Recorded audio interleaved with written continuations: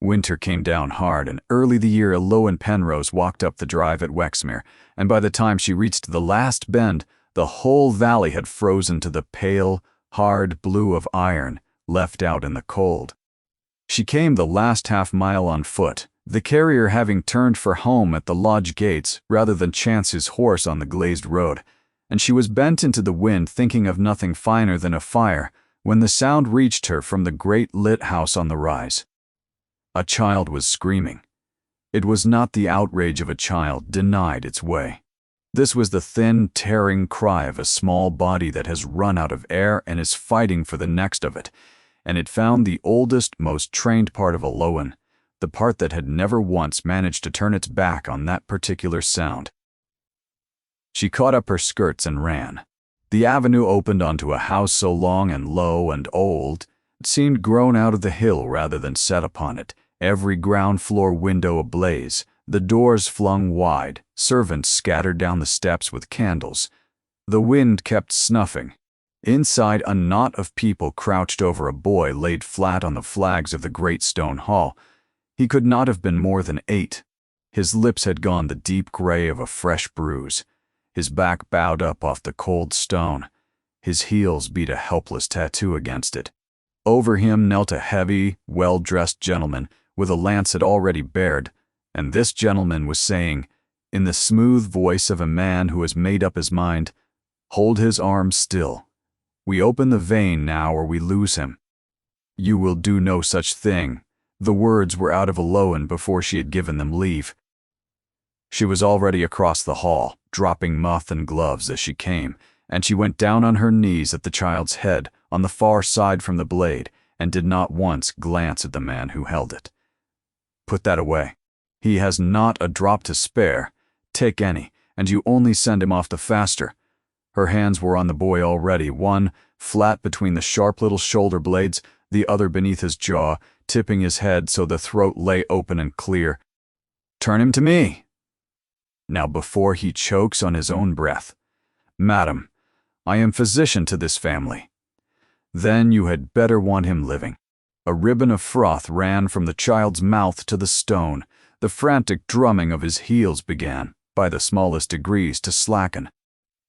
"Easy now," she said, not to the doctor, nor to the ring of stricken faces, but to the boy, alone, low and unhurried, the way one speaks to any frightened creature that has gone past the reach of ordinary words. "Easy. There's nothing here to catch you. You're not going anywhere on a night this cold. The ground's too hard to dig. She had learned it long ago in her father's back room. You do not crowd a body in terror. You make yourself the one still thing in a frightened room, and let the fear run out of the creature and down into your own 2 steady hands." Under her palm, the child's breath, snatched and shallow, began to deepen. She drew from the pocket at her waist a small, worn folding balance of brass and boxwood, her father's traveling scales, the last of his tools that had never yet had to be sold, and a screw of paper.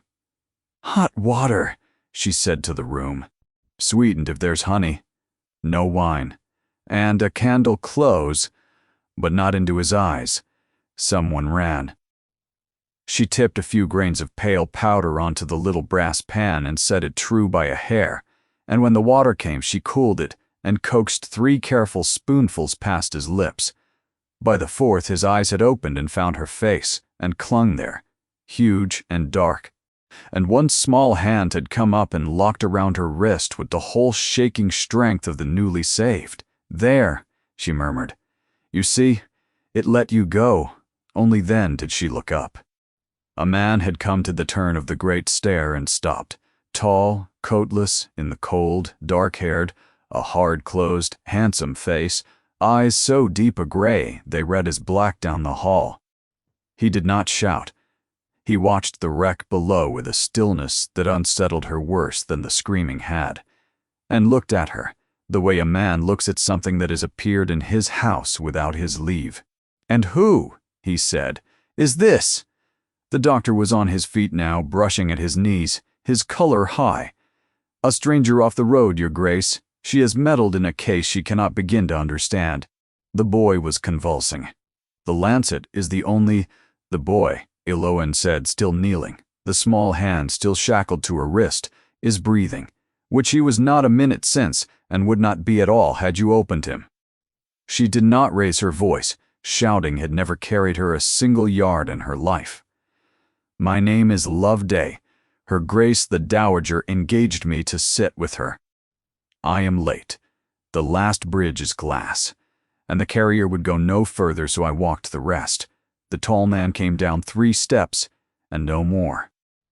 He looked at the child on the floor, and something moved behind the shut face and was put away before it could be read. Take Lord Piran up to the nursery, he said to the servants, without lifting his eyes from Eloan. Warm him, sit with him, a beat, and no one bleeds him tonight. They lifted the child, gentle now that he had gone gentle, and bore him toward the stairs. The small hand did not want to give up her wrist, and she loosed it, finger by finger, promising him under her breath that she would come. Then she stood, mud to her hem, a dying child's grace still fading off her hands, and the Duke of Wexmere looked at her across his own hull, and plainly had not the least idea what he had let in at his door. Mordaunt attends this house, he said. Sickness here is his business, and no companions. You have had a hard road. Trewin will show you up. And he turned and climbed back into the dark of the gallery, the way a man goes back into a house that has stopped being a home to him. Eloan bent and gathered her gloves. She did not notice the old butler step from the shadow of the screens, a lean, gray-headed man of 60 who had watched it all and was watching her yet. In 40 years he had never once seen the little lord come out of a fit without an hour of the doctor's labor and a night of his draughts to follow. He put the thought away where he kept such things. Behind him, low, a voice reached only his ear. Dr. Mordaunt had come to the parlor door and was speaking to a handsome woman in gray. A nurse with a lucky night, he said, and smiled. She'll not see the season out at Wexmere, Mr. Braun. Trewin said nothing at all. He went down the iced steps to carry the young woman's box up himself. Lowen Penrose had come to Wexmere to become nobody, in the one corner of England she could think of where nobody would come looking for her. She had told the Dowager only as much of the truth as would win her the post, in 3 careful letters signed with a name that was almost, but not quite, her own. A physician's daughter, she had written, orphaned, without fortune, glad of quiet work in a quiet house, every word of it true. It was only the rest that she had left in the dark.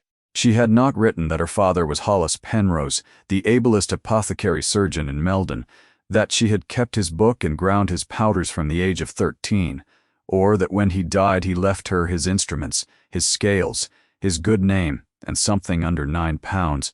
And she had not written the thing that mattered, the thing that lay beneath the borrowed name like a stone under still water, that the last house she had served in had ended with a grave and a word spoken low, and that the word had a shape to it, and the shape was poisoner. Old Ephraim Vosper had been rich and sour and 80 and alone in the world but for a nephew counting the days to the reading of the will. Eloan had nursed him a year and more, and grown fond of the cross old creature, and he of her, and near the end he had set her down for £40 and his shelf of medical books, a kindness that would cost her everything. For Ephraim Vosper did not die of his years. He died across one wretched fortnight of griping and thirst and a slow blue cold that Eloan's trained eye had watched come creeping, and had named at the last, aloud, to the one man of standing who would grant her a hearing. This is no natural death. Someone is feeding him something. She had been right. She had known the wrongness of it the way she knew her own hand, but the someone was Gideon Vosper, the heir, and Gideon Vosper was a gentleman with a clean coat and a cousin at law, and Eloan was a tradesman's girl with £40 of motive written plainly into a dead man's will. When the old man was under the ground, it was not the nephew the town turned to look at. It was the nurse. There was talk of the coroner, and talk in the low back rooms where such talk breeds of the dock. So she had done the one thing left to a friendless woman who has been right in the wrong company. She ran. She took up her mother's name, Loveday, a soft, plain thing nobody remembers an hour after hearing it, and went north by stages, taking honest work under a false direction, until it carried her at last to a vast cold house on the very lip of the moor, where an old duchess wanted company, asked no hard questions, and paid £12 a year. 3 years, an attorney had once told her, was the term past which a settled matter goes quiet, past which no coroner will trouble to unseal a closed grave. 3 years of being no one, holding her tongue, keeping to corners, never once being looked at hard enough to be remembered, and she would be safe. Lowen was well practiced at not being looked at. She had the knack of it the way other women had the knack of lace.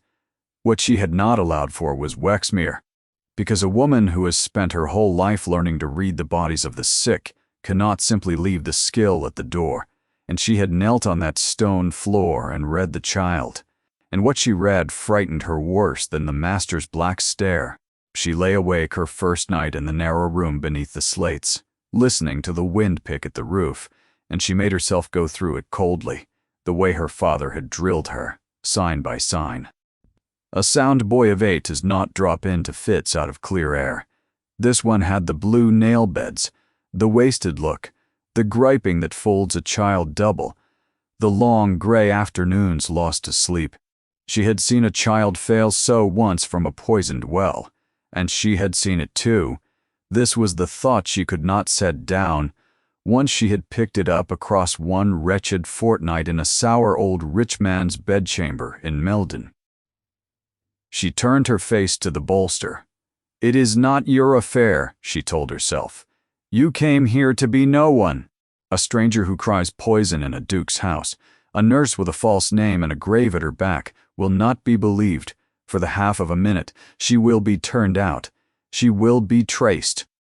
She will be Eloin Penrose again, and the law is waiting at the end of that name. Far better to sit with an old woman 4 hours a day, and turn her shawls, and keep your eyes on the floorboards, and let a rich house physic its own child however it pleases. She very nearly managed to believe it. She had 3 years' practice at believing it. Then, from somewhere below and away through the sleeping house, the boy's voice came again, crying out once, thin, in his sleep.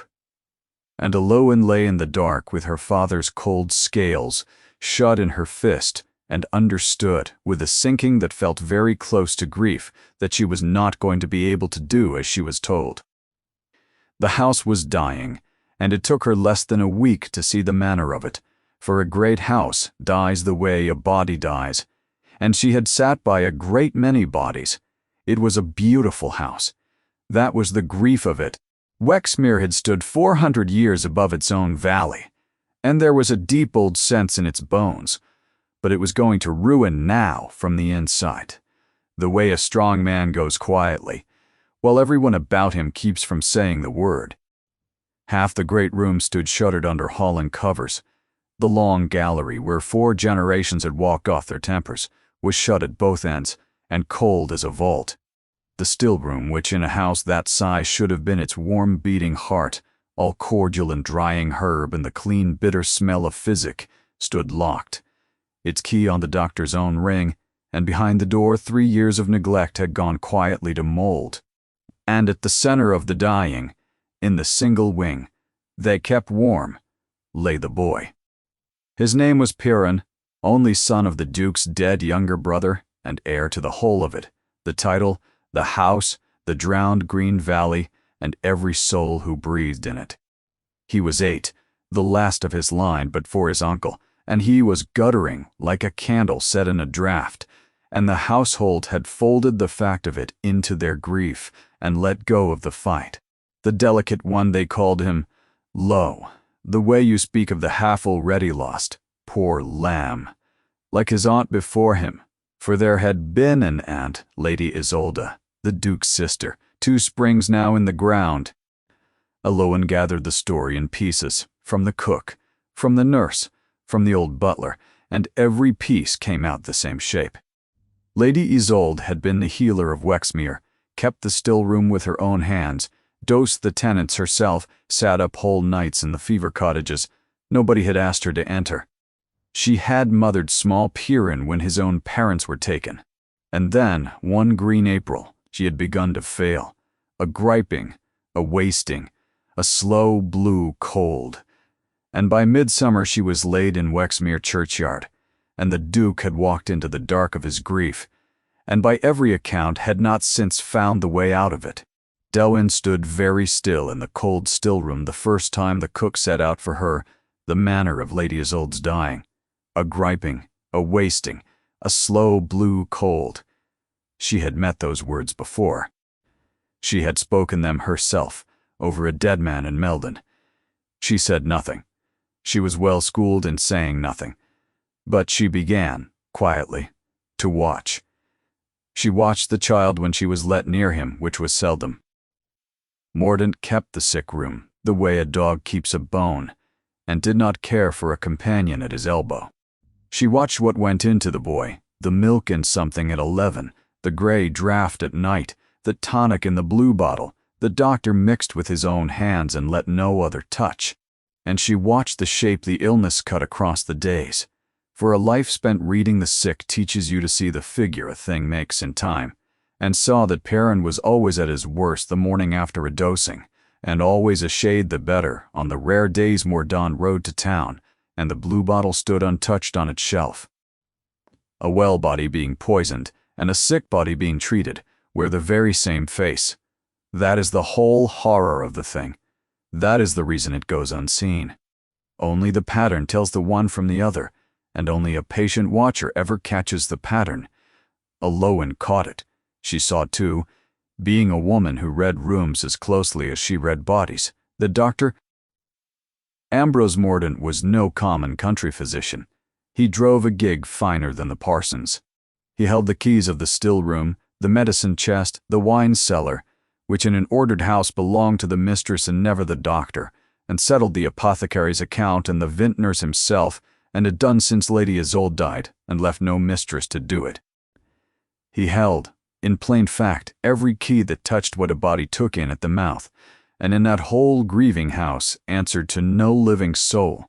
He had waited, she thought, for precisely such a house, one with no mistress, no watcher, a master too broken to lift the lid on anything at all.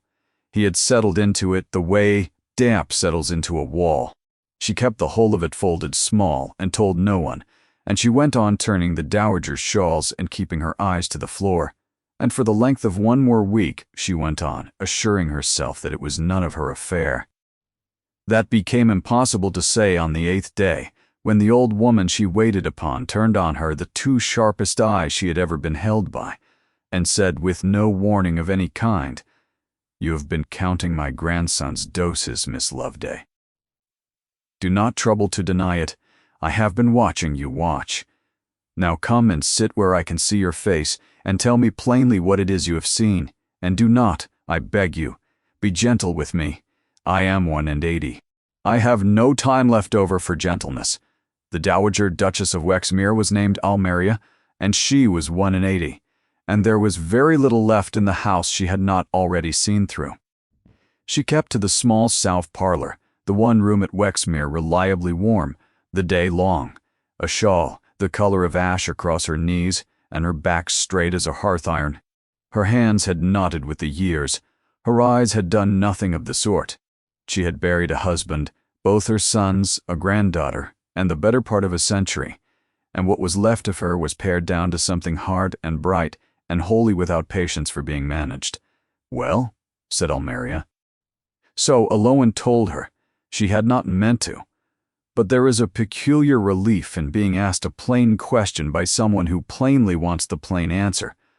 And she had carried the thing alone for 8 days, and for 3 years before that.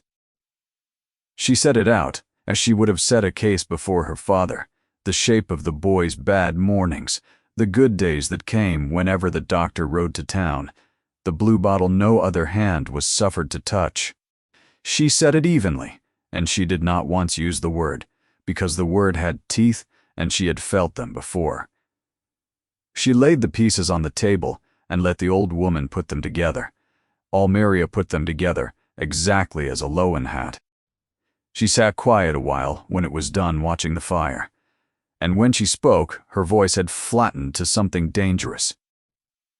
"My granddaughter Isolde," she said, "died of a griping and a wasting and a slow cold across one green fortnight in that same wing and under that same man's hand. I held her while she went. I was told it was a decline, that some women simply fail, that nothing could be done. I am an old woman, and old women are permitted to be foolish, so no one troubled that I never believed a word of it. I have believed for 2 years that Isolde was poisoned in her bed. I have not had one grain of proof, nor one soul who would sit still to hear me, and I have watched the same slow hand reach out and close over that child, and been able to do nothing but sit in this chair and wait to bury the last of them." Aloan said nothing. She had learned, across a lifetime of sick rooms, that I am sorry is a coin that buys the grieving nothing, and she had long since stopped spending it. "She was the best of us, my Isolde," the old woman said, and for a moment the sharpness went out of her. She kept the still room with her own hands, and there was not a fevered child in this valley she had not sat up with. When she died, the tenants stood 3 deep in the churchyard in the rain, a good deal more than they will trouble to do for me, and quite right too. And the morning after we laid her down, that man lifted her keys off the still room hook onto his own ring for safekeeping, as he called it. A man who holds every key of a house holds the house entire. I have wanted those keys back on a Wexmere waste for 2 years. My grandson is no fool, the old woman went on. He is a man gone under his grief, which looks, from the bank, very like a man gone cold, and is not the same thing at all. He gave Mordaunt the keys because he could not bring himself to touch a single thing his sister had touched, and sets his name to whatever the man lays before him sooner than read 1 page in Isolde's hand. That is his weakness. It has cost me Isolde, and I do not mean it to cost me the boy as well. The sharp eyes came up and fixed her. You have a surgeon's training and a name that is not quite your own, and some fear of your own that keeps your eyes on the boards. No, spare me the startled look. I did not last through 4 kings by failing to know a frightened woman when one is sent to me. I shall not ask what you are running from. I mean to ask you something a good deal harder than that." She leaned forward, and the shawl slid unregarded from her knees. "I am going to give you the still room and the sick room on my own authority, which in this house is older by 100 years than any key on the doctor's ring. You will physic that boy under my name. You will find me the proof I could never lay my own hands on. And you will understand, before you answer, that the morning you begin you make an enemy of the most trusted man at Wexmere, one who has already put a healer of this family in the ground and lost no sleep upon it. And mark this, for it is the sharpest thing I shall say to you. Mordaunt is clever, but he is not the whole of the danger under this roof, nor even the head of it. A man does not keep a gig finer than the parson's on a physician's fees, nor dose a duke's heir 2 years together out of plain wickedness. Someone stands to gain by that child's fading, and someone smooths this doctor's road. And I have my thoughts as to who, but I will not name her yet, for a suspicion spoken too soon is only a blade handed to the wrong hand. Trust the nurse, and old Trowan and me. Past that, trust your own 2 eyes and nobody's tongue, a kind tongue, least of all." Aloan looked into the fire a long moment. She thought of what waited at the end of her own name, of the small hand that had shackled itself to her wrist on the cold flags, of a sour old man in Meldon whom she had failed to save because no one with power would listen while there was still time, and of the vow she had made herself on the road north, that if she ever again stood in a room with that slow blue cold in it, and a child at the middle of it, she would not, whatever the cost, turn away a second time. "Dr. Mordaunt has wagered I shall not see the season out," she said. "He says as much at your own table, I am told. He does, Something very near to pleasure crossed the ancient face. "So, see that you do, Your Grace." Eloan rose, and something in her had shifted its whole weight, the way a boat settles when at last it comes round into the wind.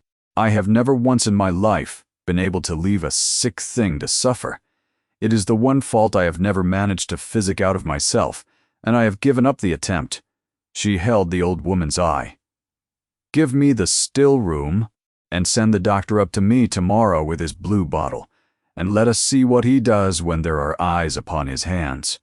The house did not believe in her, and being a house, it said so below stairs and out of her hearing. A book was made on her in the servants' hall before her first week was out, and it was reckoned fair sport. The odds ran that the dowager's new companion would be gone before the snowdrops, packed off like the two before her, worn through by the cold rooms and the shut master and the smooth doctor, who between them ruled the place. Even little Tamsin, the under-housemaid who had taken to her, laid her penny on the month, kindly, the way you back the horse you love against the horse you expect to win. Eloan knew of the book within 3 days. For a woman who has spent her life unnoticed, hears a great deal that louder people walk straight past, and she held none of it against them.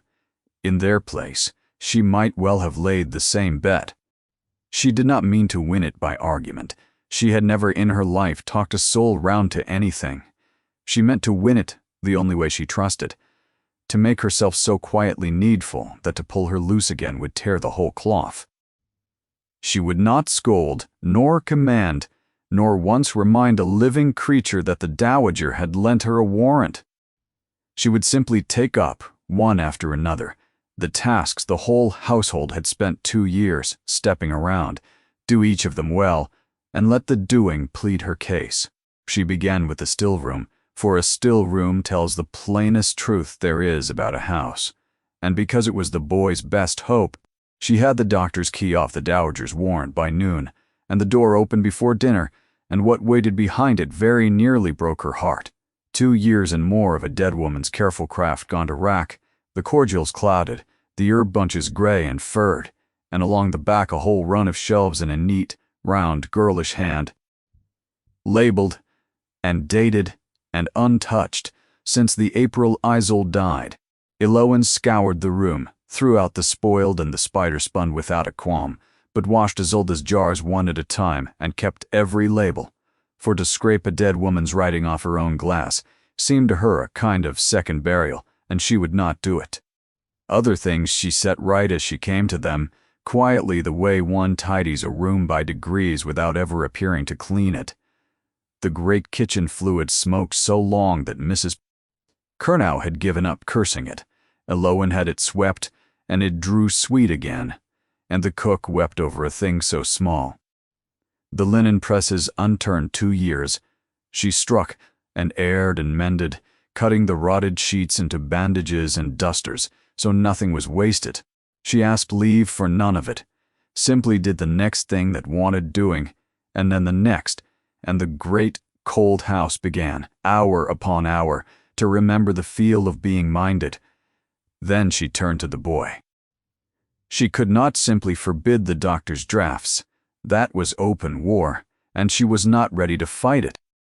So she did the slower, cleverer thing, and was only ever there, every day, all day, at Perrin's bedside, on the dowager's warrant, so that nothing whatever passed the child's lips that her own eyes had not first watched go in. When the blue bottle came, she was there. When it did not, she fed him beef tea and barley water and small coaxing things from her own hand, and kept, behind her still face, a reckoning that no one could read. And within a fortnight the thing she had dreaded and hoped for in the same breath stood up plain as noon. On the days she governed, and the bottle stood by, the child mended. He asked for his lead soldiers. He laughed once, a rusty, disused little sound, as though he had half forgotten the way of it. The bruised color began to go out of his face. He grew across those weeks to listen for her step in the passage. He set his lead soldiers in ranks along the counterpane and told her their histories with great gravity, and asked her once, out of nowhere, in the flat voice of a child who has heard too much through half-shut doors, whether he would die the way his Aunt Isolde had died. Elowen sat on the edge of the bed, looked at him squarely, and told him that she did not think so, that she was very seldom wrong in such matters, and that in any case, she had no intention of permitting it. The boy weighed this, seemed to find it sound, and went back to his soldiers comforted, more than any draft of the doctors had done for him in 2 years. The nurse saw it first, Mrs. Daw.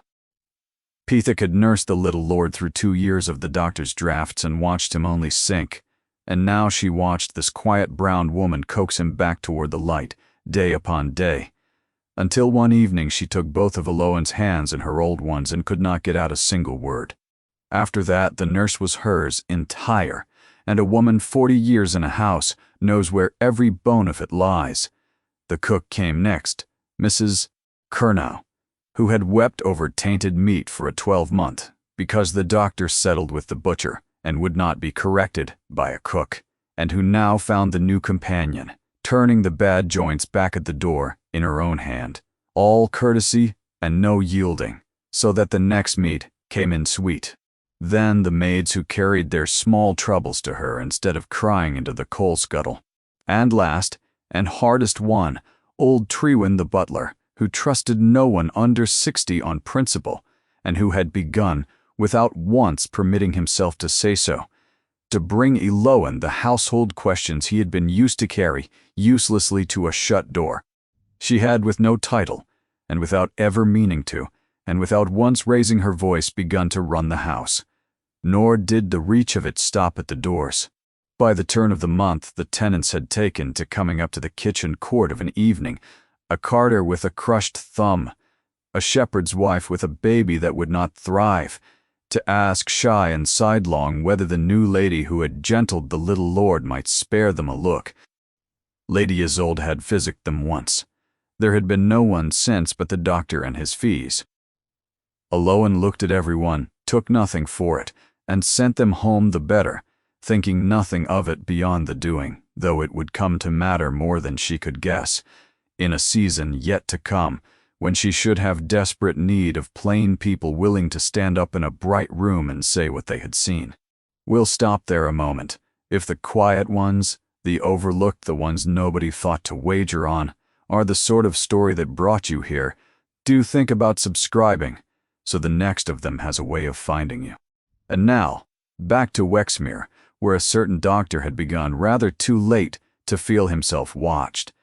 She came by her proof twice over, and each time it cost her a year's worth of nerve. The first came from the child himself. On a good afternoon, gently, Elowen asked Piran what the blue tonic tasted of, and the boy screwed up his small face and said, "Like a penny sweet, first, and then like a penny." She went very still. There is a family of poisons, the ones ground from certain pale ores, the ones a careless world keeps about the place for rats and flies, that come sweet onto the tongue and leave metal lying behind them, the flat cold taste of a coin held in the mouth. She had met that taste once, on the tip of her own finger in a dead man's cup in Meldon. She knew it the way you know a voice through a shut door. But a child's tongue is not proof, and a pattern is not proof. No duke hangs the physician. His family has trusted for years on the say-so of a sick boy of 8 and a nurse with no name. Lowen knew, from the hardest schooling a life can give, that a case half-built will sink you quicker than no case at all. That a whisper a clever man laughs off in a breath, and only the thing he cannot laugh at is worth the carrying. She needed the stuff itself, or else the dead woman's own word, and she set about getting the one or the other the way she had been taught to keep a book. Quietly, in her own hand, a grain at a time. The second proof she found where, if she were honest with herself, some part of her had been looking all along. Lady Isolde had kept a still-room book. Every careful housekeeper does. A plain thing of receipts and doses, and what was given to whom. Elowen had taken it down her first week and read it for the physic, and it was only on the third slow reading, alone and late, her door bolted and a single candle burning, that she saw the other thing living beneath the receipts. In the last weeks of the entries, the round hand altered, grew hurried, then unsteady, and between a cordial for coughs and a wash for chapped hands, the dead woman had begun to write to herself. The griping again, and always after the doctor's cordial, never before it. And lower down, I have begun to think a thought I am ashamed to set on paper. And lower still, the letters gone ragged. I will take nothing now that I have not mixed with my own 2 hands, and still it comes. If I am wrong, God forgive me the wickedness of the suspicion. If I am right, and I have stopped being able to pretend I am not, then let whoever finds this look to the child, look to the child, look to the... And there the hand broke off and did not take up the pen again, because the woman who held it had run out of her green fortnight. Eloan sat in the dark with the dead woman's terror lying open in her 2 hands, and understood that she was holding the very thing Isolde had died reaching for. Not a servant lifting the spoons. A man unmaking a family, one healer at a time, patient as wrought in a rafter, in a house too sunk in its grief to lift its head, and he had buried the aunt and taken his time, and set the same slow hand upon the boy, and would go on setting it there until somebody was willing to be seen. She copied the pages that night, fair and exact, and made a hiding place no maid would think of and no doctor would dare, a lining she unpicked and restitched into the lid of her own workbox, beneath the reels and darning wool. Each night after, she added what the day had brought. A dose noted, a bad morning marked, and once, her heart going like a hare's, a few grains of the blue tonic itself tipped into a twist of oiled paper while the doctor dined, and kept against the day she should find a man with the skill to try it. Twice he came near to catching her.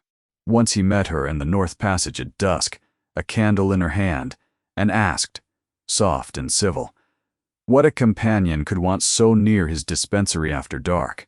And she said she was seeing the still room made fast for the night, which was true, and he could not fault it, though she felt his eyes ride her the whole length of the passage. The second time was worse. He came into the sick room without warning, while she stood at the very chest, the blue bottle in her hand, and for one long moment the whole of it hung by a thread. Then she turned the bottle up to the candle, and said, "It has thrown a sediment, doctor. It wants shaking," and set it down, and he took it from her.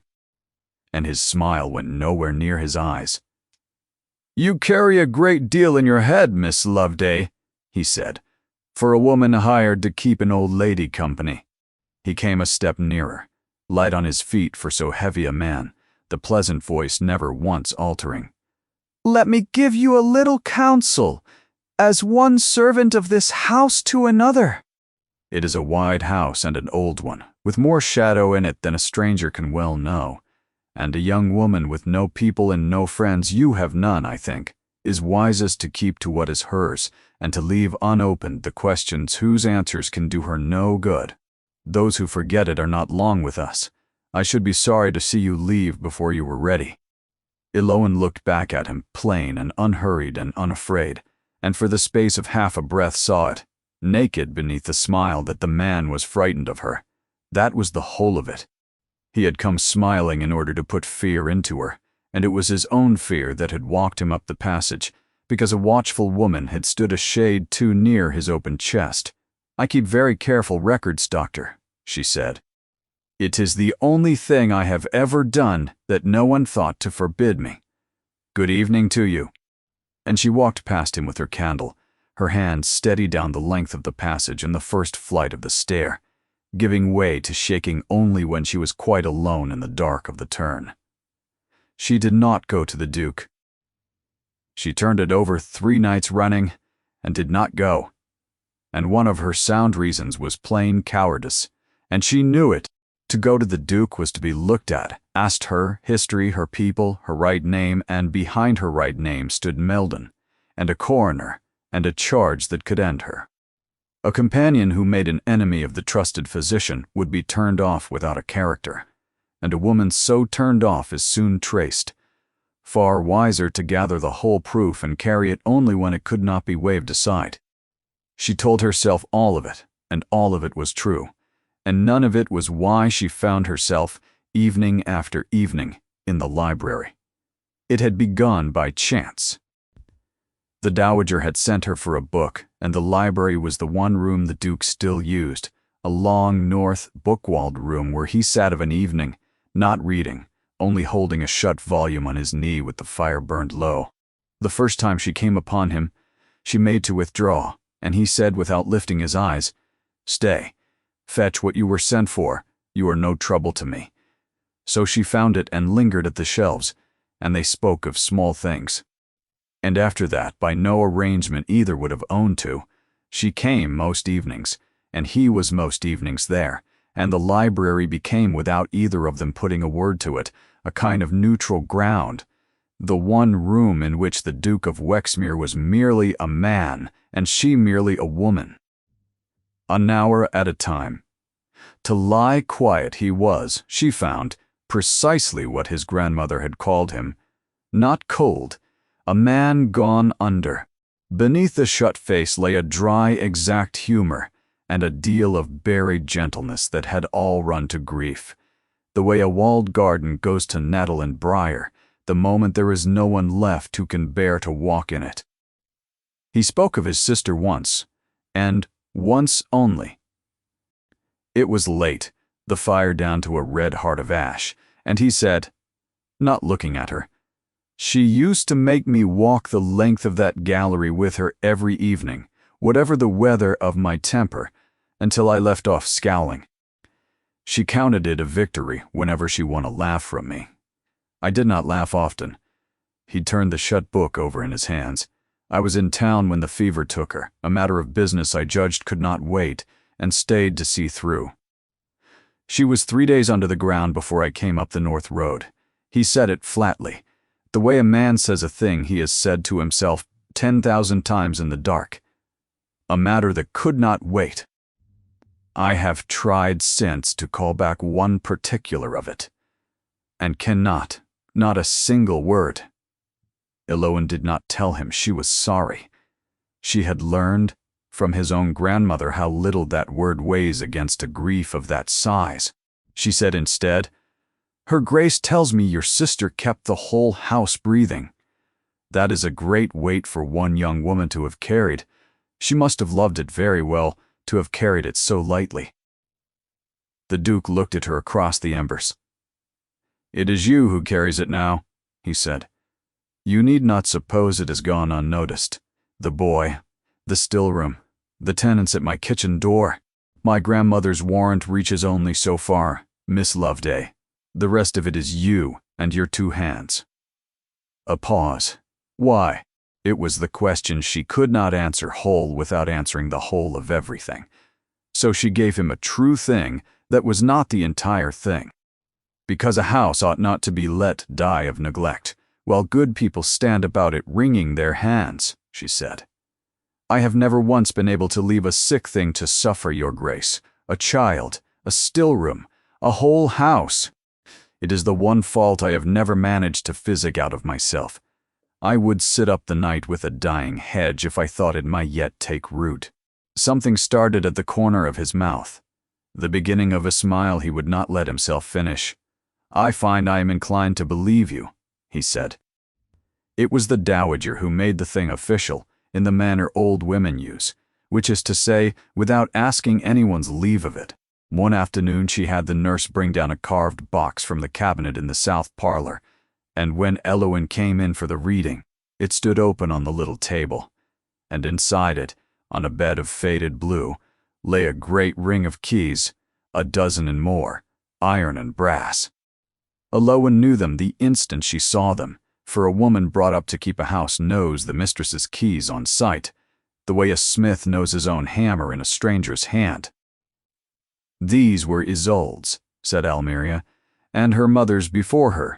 They hung on one hook by the still-room door the whole of my long life, until the day after we buried her, when the doctor took them for safe-keeping, and I let a grieving man be talked into calling it sense. I have had them off his ring at last. Do not ask me by what road. I am 1 in 80, and keep a few of my own. They are yours now. Not shut in a box at your waist, in the sight of the whole household, so that every soul under this roof may hear plainly who turns them. The old eyes glittered, and on the day some man moves to take them off you again, and one will, you will do the single thing I was too slow, and too old, and too heartsore to do for Isolde.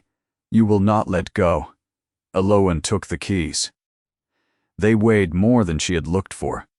She wore them at her waist from that hour, and the faint cold chime of them ran ahead of her down every passage of Wexmere, and week by week the household learned the sound of them and lifted its head to it, the way a garden lifts to the first warm rain. The Duke saw them the next evening, bright against her gray gown, and something crossed his face she could not read. Grief, or the memory of another woman who had worn them, or the first blind stirring of a thing he had as yet no name for. "My grandmother gave you those," he said. It was not a question. Isolde used to say a house is never truly held by what a man scratches at the foot of a page. It wants watching from the inside, a careful eye, a hand on the stores, or it hollows out at the core while its master signs away the ruin of it, and never once reads what he signs. He was quiet a moment. I did not understand her then. I begin to now. I have set my name this year to a great many things I never troubled to read. Her heart stood still. It was the nearest he had yet come to the thing she kept stitched into her workbox lid, a copied page at a time. "Then, perhaps, Your Grace," she said carefully, "it is time you began to read again." He looked at her a long moment across the low fire, and she thought he would ask her, there and then, outright, what it was she knew. But he was not ready, and if she were honest, neither was she. And the moment passed, and the embers shifted, and they sat on in the quiet, neutral ground of the library, each with a hand on one edge of the same terrible truth, and neither yet ready to lay it flat on the table between them. Mrs. Sidney Renshaw came to Wexmere in the first soft week of March, and she was a great deal more to be feared than the doctor, and she had the measure of Eloan inside a fortnight. She was the Duke's cousin, widow of a Wexmere cousin dead these 6 years, and had been born to a good deal more than she now had. Her portion had gone the way of a spendthrift father. Her husband had left her a jointure that thinned with every quarter day, and she was 35, handsome in a hard, bright, watchful fashion, and she had a son. That, in the end, was the whole of the matter. Sidney Renshaw had a boy of 11 named Rollo, and Rollo, after little Perrin, stood next in the line to the dukedom.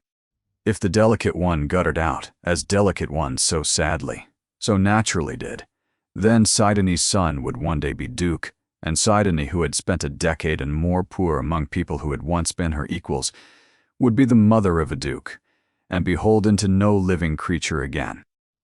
She had grasped, 3 years since, that a grieving bachelor cousin and a failing child were the two halves of a door standing ajar, and she had found in the house a man come to the very same reckoning, Dr. First. Ambrose Mordaunt, who wanted a patron against the day the old order fell, and a boy Duke of 11 he might shape to his own hand. They had never once said the thing plainly to one another. They had never needed to. She smoothed his standing with the family. Her own small, ruinous debts were quietly met, and she took care not to ask too closely out of what stream the money came. Each held the other up, and neither could have managed it alone. She had never let herself look squarely at what she was permitting. She was no poisoner, only a frightened woman who had resolved, long ago, to leave certain questions unasked, which is its own slow poison and does its work just as surely. She saw the changes in the house, the very hour she arrived that spring. The swept flue, the aired presses, the boy sitting up in his bed and demanding his soldiers. She saw the small brown companion moving through the passages with the old keys chiming at her waist, as though she had been born to the wearing of them, and something in Sidney Renshaw went cold and still and attentive, for she was cleverer by a long way than the doctor, and where he had seen only a meddling nurse. And within the week, She had seen the thing he had been far too easy in his mind to notice, that the companion was not merely able, but hidden. "Loveday," she said one afternoon, sweet as syrup, over the dowager's tea, turning the name this way and that as though tasting it for a flaw. "And where does a Loveday spring from, I wonder? There are Lovedays in the West Country, I believe. Are you a West Country Loveday, Miss Loveday?" "Nowhere so settled, ma'am," Eloan said, filling the cup. "My people were plain townfolk, and they are scattered now." Scattered. "And left you to make your own road in the world. How very hard that must be." The smile did not travel as far as the eyes. It is a wearing thing, to be raised a little above one's fortune and then dropped below it. One belongs nowhere, neither the served nor the serving, and every soul one meets waiting so patiently to catch one in the wrong. "I make a study of people, Miss Loveday. It is the one accomplishment my poverty left me." "Sast, you." "My cousin is pleased to think me idle." He is mistaken. I attend, and I am very seldom wrong twice about a face. Eloan met the bright, hard, unblinking eyes and understood that here, and not in the smiling doctor, stood the true adversary. "Then your studies must be a great comfort to you, ma'am," she said pleasantly, "for I never had the wit for reading people. I only ever learned to read the sick." And from the depths of her chair, the old dowager made a sound that, in a less exalted woman, would have been a bark of laughter. After that, Sidonie Renshaw was always somewhere at the edge of Eloan's day, sitting with the dowager at the very hours Eloan read to her, her needle going and her eyes going oftener still, putting idle questions to the nurse about the sick room and to the cook about what went up on the boy's tray. Twice that Eloan knew of, she was seen in low talk with the doctor in the yew-walk, the pair of them falling silent at a footstep on the gravel. Eloan gave her nothing, no history, no flutter, no false step to fasten a hook in, and did her honest work where the whole house might watch it, and kept the rest bolted in her box. But she felt the woman's attention settle over the household like a fine cold net, and understood that a net, given time enough, is no more than patience with a knot tied in it. For Sidonie Renshaw did make her study and wrote her letters. Among the wreck of her connections, she kept a cousin married to a country attorney, and set him inquiring whether anyone in the Midland towns recalled a surgeon's daughter, a Miss Penrose of some 24 years gone from her people under a shadow a season back. The letters went south in the last of the March mud. Eloan did not know of them, but she felt the air of the house alter, the way she felt a fever gathering in a patient a day before the first plain sign, and she began, over the lengthening evenings, to build her case faster by a single guttering candle. Her door bolted, for she had understood from the first that whatever was coming for the two of them at once, and the only question left was which of their two truths would reach the open floor of the great hall the sooner. It came, as these things do, all at once, and on the one morning she was least ready to meet it. Week upon week the boy had mended, and Dr. Dew. Mordaunt had watched him mend with a smooth, still face, and Eloan had known, the way she knew the turning of the weather, that a man whose whole standing rests on a child staying ill cannot suffer forever, to be made a liar of by a nurse. She had not reckoned how a cornered man moves when at last he feels the floor go under him. She came up to the nursery that morning and knew it before her hand touched the door.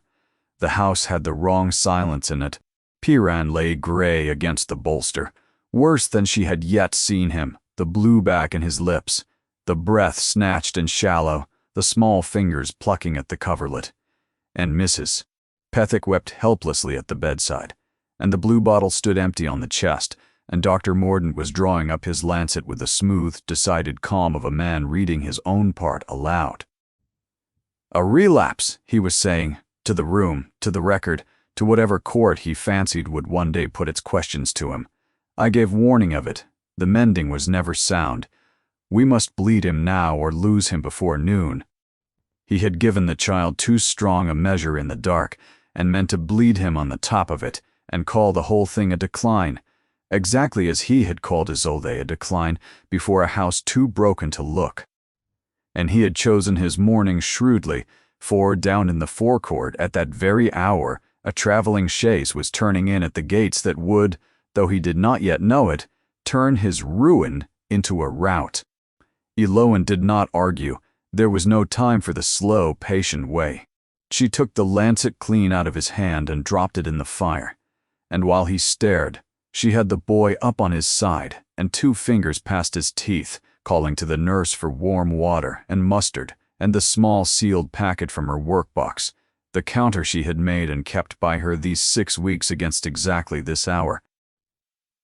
For she had never once believed the doctor would suffer the child simply to get well. "Send for his grace," she said to Tamsin, white in the doorway. And her grace, and Mr. Trewin. Every soul in the house run. If she was to do this, she would do it in the open, with the whole household for witness. For she had learned in Meldon what becomes of a woman who does the right thing behind a shut door. And so it was that the Duke of Wexmere came up his own stairs into a scene out of a nightmare. His heir, gray, and heaving in the arms of his grandmother's companion, his trusted physician, backed to the wall with a face the color of tallow, and the small brown woman who never lifted her voice. Clear and level and terrible, "This child has been poisoned, your grace, not this morning. For months as your sister was poisoned before him, and the hand that did it is standing at your right shoulder." The hall below had filled by then. They came up at the Duke's back. And among them, red and righteous and swollen with the joy of a long hunt ended, came a stranger in a plum-colored coat whom Eloan had last seen across a dead man's bed in Meldon. "There she stands," said Gideon Vosper with vast satisfaction. "The very woman. That is no Miss Loveday, your grace. That is Eloan Penrose, who nursed my poor uncle into his grave for the 40 pounds his soft heart left her, and ran from the county a half-step ahead of the coroner. A poisoner, sir, and you will observe," the fat finger swung to the gray child, "what has been befalling the children of this house since the day you took her in." And Sidonie Renshaw, stepping soft from the stair, with the letter open in her hand and triumph across her face, said in her bright, hard voice, "It is quite true, cousin. I made the inquiries myself for the household's protection. She came among us under a false name, with a grave at her back, and the law kept waiting a surgeon's daughter, who knows to the grain what will harm a body, and how slowly. One does wonder why such a woman hides herself as a companion beside whose child she chooses to sit, whose doses she is so busy writing down." The letter trembled between her fingers. "I think only of your safety, cousin. And your grandmother's, and that poor dying boy's." Every face in the room turned to Eloan. She looked at the Duke, and he was looking at her the way he had on that first frozen night, as at a thing come into his house without his leave, the shut face coming down again behind his eyes. She watched him weigh the machine his cousin had built, a stranger, a false name, a hidden grave, a knowledge of poisons, a child failing under her hand. Every part of it was true. She watched him decide, in a breath, that the one person who had ever looked at him without fear had lied from the first.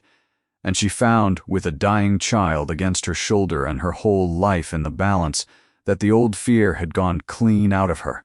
There is a strange mercy in dreading a thing 3 years, and then walking straight into the middle of it, only to feel the whole weight of the dread lift off and blow away like smoke. She had spent her life making herself unseen so that she might be safe. And here was safety ending in a crowded room before the world and the ceiling had not come down and the floor had not opened. There was only the truth left, and the truth, at the least, was simple.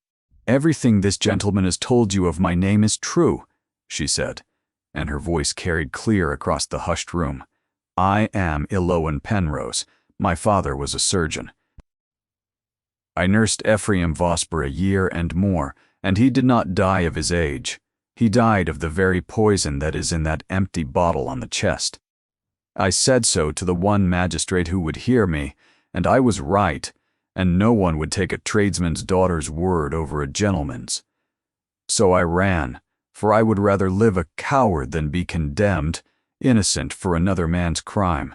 I have hidden under my mother's name ever since. I have watched this child every hour of every day, written down every dose, copied out a dead woman's own words. Not to poison this house, but to save the last living child in it. She turned then from Vosper, from Sidony, and looked only at the Duke, the grey boy, laboring against her shoulder.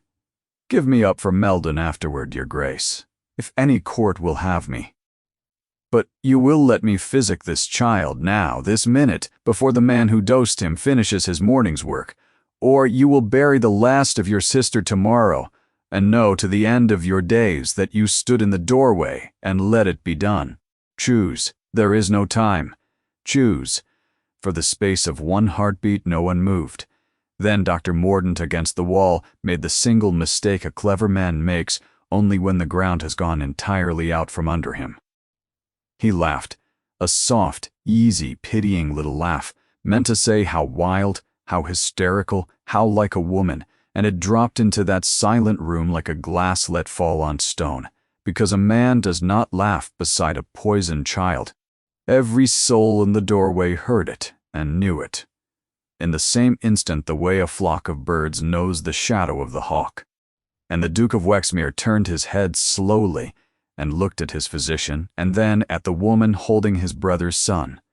And he was no longer looking at her as at a thing come without his leave. Do it, he said. Whatever you need, and now this whole house is at your back. And to the two men at the door, in a voice that came up from somewhere deep and cold, no one goes out of this room. She saved him. It took the rest of that day and the whole of the night, and there was an hour near the low turn of it, when even her steady hands were not certain. But she had built her defense into the child's own body across those careful weeks had kept him, unknown to himself or the doctor, half shielded against the very thing he was fed, and now she spent the whole of her father's craft to finish it. The emetic, the counter, the warmth, the dark, the low even voice at the pillow. Easy now, you're not going anywhere. The ground's too hard to dig. An hour short of dawn, the boy's breath came loose and lengthened. The blue went out of his lips, and he slept, a true, clean, deep sleep, the sleep of a body let alone at last to live. Mrs. Pethick put her face in her apron, and the old dowager who had sat the whole night bolt upright in a hard chair allowed one tear its passage down the seams of her face and permitted herself no second. They laid the rest of it out in the library that gray morning, the household ranged about the walls for witnesses, and it did not take long, for the truth seldom does once a soul is willing to speak it. Elowen drew the copied pages from beneath the lid of her workbox, 3 months of doses. In her own hand, the boy's bad mornings against the doctor's dosing days, plain as any sum that adds or does not. Beside them she laid the twist of oiled paper with its grains of blue tonic, and showed them, in a cup, with a few drops from a still-room bottle, how the poison of the pale ore betrays its own color to any eye that knows to look, so that even a duke who had never opened a physic book could watch a clear cup cloud and turn, and know what had been fed his nephew each morning. And when the cup had done its work, she opened Lady Isolde's still-room book to its last pages, and set it before the Duke, and let his sister speak in her own failing hand. I have begun to think a thought I am ashamed to set on paper. Look to the child. Look to the child. Look to the... The Duke read his sister's last words in his sister's own writing, and was a long time silent. He laid one hand flat on the open page. On the 2 ruined years he had refused to look at, and when he spoke it was not to Mordaunt at all. She knew, he said to no one to the shut wing of the house. She wrote it down, and she died holding the pen out for anyone who would read it. And I was 50 miles off, at business I could not now repeat you a syllable of. He looked up, and his face was terrible and awake. I let it happen. I set my name to whatever he carried me, because that cost me less than opening a book in her hand. Out of my house, Mordaunt. You stand before the bench at noon, and every figure this lady kept goes with you, and every grain in that bottle, and my sister's own book, and we shall see whether a gentleman with clean hands can laugh his way past that Trowan. Hold him! He does not set a foot off this land, Mordaunt went. There was nothing else left him to do. The household ringed, silent about the door, and the cup still holding its damning color. At the threshold he turned once, all the softness gone out of him, and looked at Eloin with a hatred that had no smile left in it. You could not keep to your old woman's shawls, he said. No, Eloin agreed. It seems I never learned the way of it. Good morning, doctor. And it unmade Gideon Vosper as thoroughly as the physician. If a nurse could turn a cup in a duke's library and prove a poisoning 2 years cold, then Ephraim Vosper's grave in Meldon would not lie half so quiet had a second looking as his heir had left it. Vosper had ridden the length of England to see Eloin Penrose in the dock, and arrived in perfect time to hand a duke the thread that would unpick his own snug fortune. When the duke said he would write to the Meldon magistrate that day, and see the old man's death looked into afresh, the heir made his excuses, did not stay to dine, and was gone before noon. His hunt come to nothing, his trustees' accounts, like his uncle's grave, passed an honest man's scrutiny. That left Sidonie Renshaw.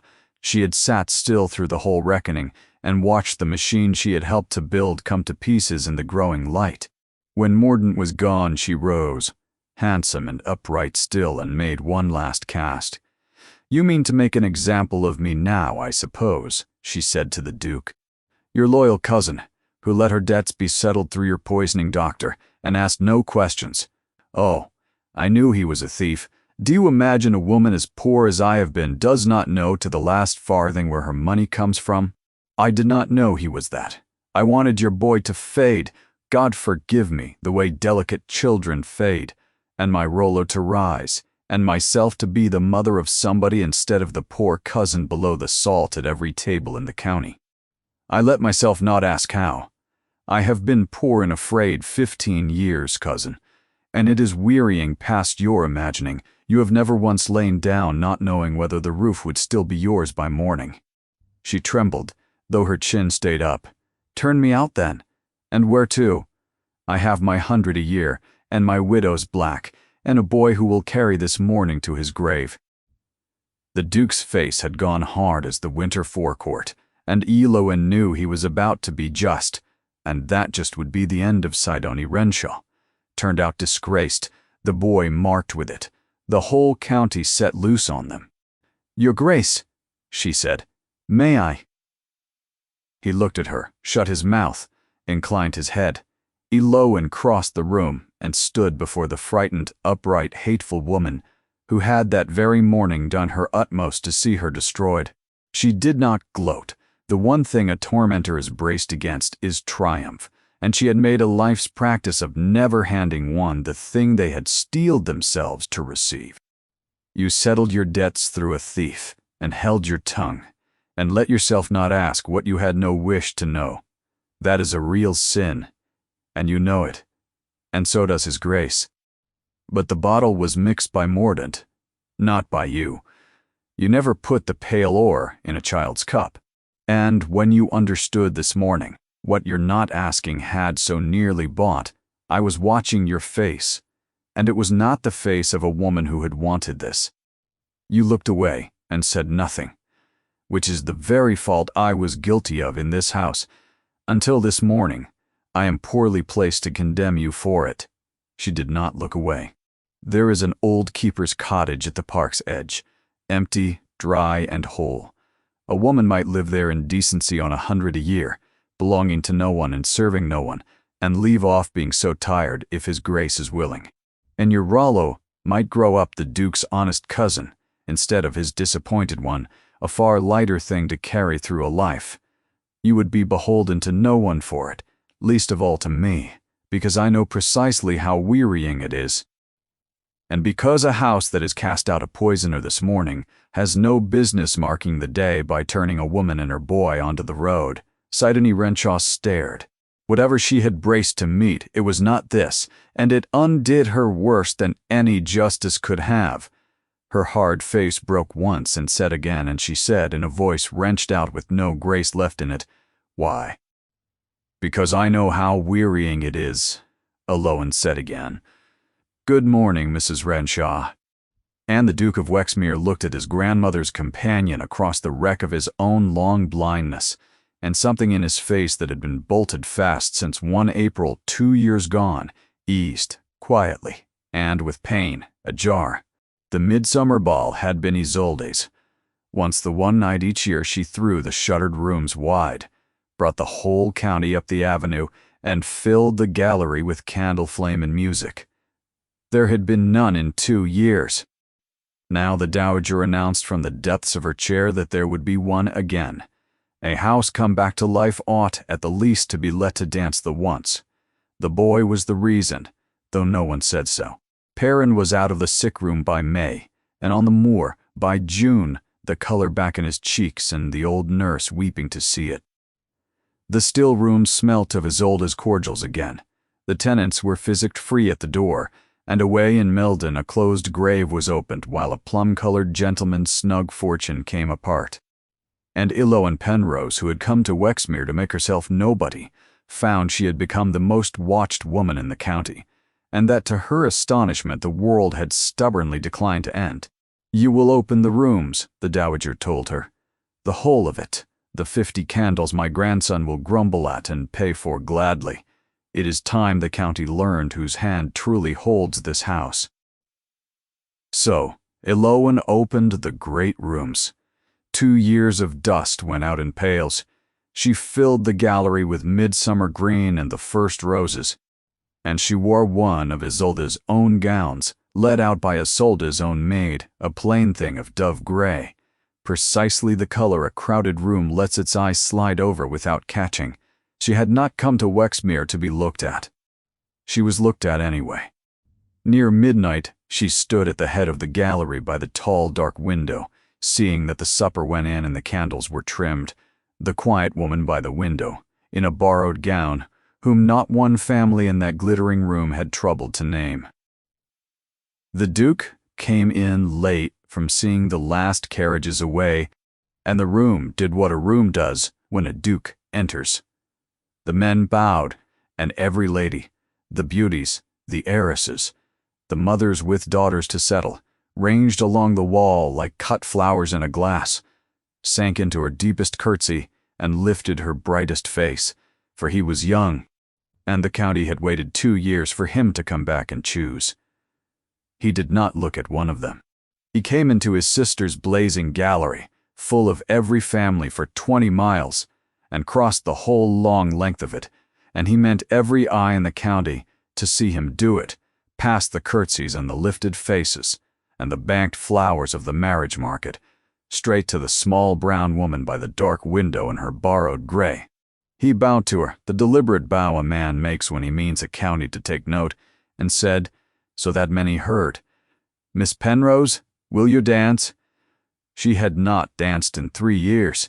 Her feet remembered before her head did. Halfway down the set, the county's eyes on them, like a hand laid flat against her back, he spoke low beneath the music. "The county will have nothing else to chew on for a 12-month. It will, your grace. You have quite undone me. A companion cannot stand up with a duke and remain a companion. No, she cannot. I have thought a great deal. These 3 weeks, what she might become instead." He turned her under his arm, precise as a clock. Then, the beginning of the smile, and this time he let it come, all the way to his eyes, awake and unguarded and afraid. He stopped in the middle of the set, before the whole county, which was not done, and set every fan in the gallery, whispering, "The Duke has learned his lesson about putting his name to what is set before him unread. So I will set nothing before you, Eloan. You have your name back. In Meldon they open the grave that clears it. Soon you will be free of every soul who ever tried to ruin you or hide you or frighten you quiet. You have no need of a man's house to shelter under, no need of me at all." His voice dropped to the bone. "Which is the whole reason I ask, not because the house wants a mistress, it has had one since the frost. Because there is one person in the world who has never, from the first hour, been afraid to look me in the face, and I would rather not live out my life without the sight of her doing it. Marry me because you choose it, as yourself, or do not, and stay, and keep the house. I could not from here, all of it is yours to say." The gallery had gone still. Alowan looked up at him and thought of the frozen drive, the screaming child, the 3 years she had meant to spend unseen and safe. Safe was a small, thin word. She had been safe the whole of her life. She had never once, until this house, been seen. "Alaric," she said. She had never used his name. The gallery heard her use it. He heard her. And something crossed his face worth more than the dukedom and the whole green valley it stood in. "That is a yes.